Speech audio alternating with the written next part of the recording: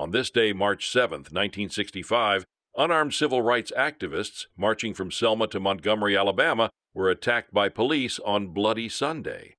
The Selma to Montgomery marches were three protest marches held in 1965 along the 54-mile highway from Selma, Alabama, to the state capital of Montgomery.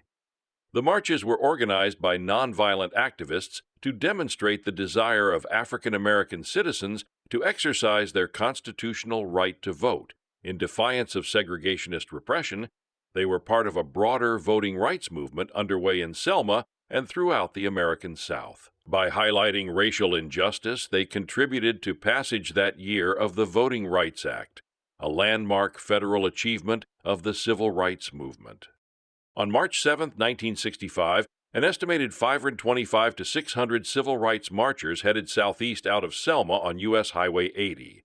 The march was led by John Lewis of Student Nonviolent Coordinating Committee, SNCC, and the Reverend Hosea Williams of Southern Christian Leadership Conference, SCLC, followed by Bob Mance of SNCC and Albert Turner of SCLC.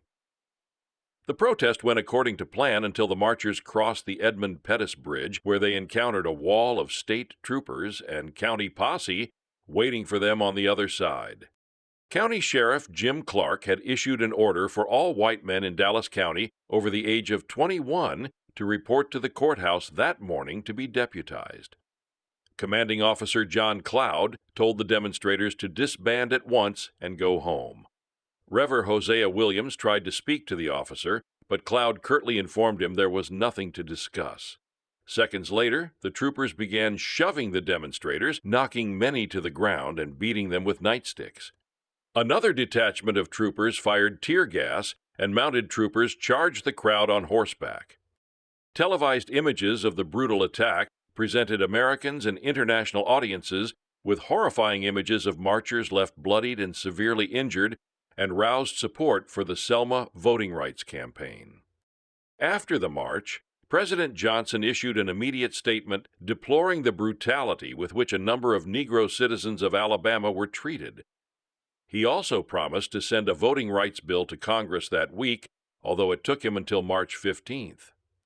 Wikipedia on this day, March 7, 1965. Licensed under the Creative Commons Attribution Share-alike 4 International License. Links are in the description.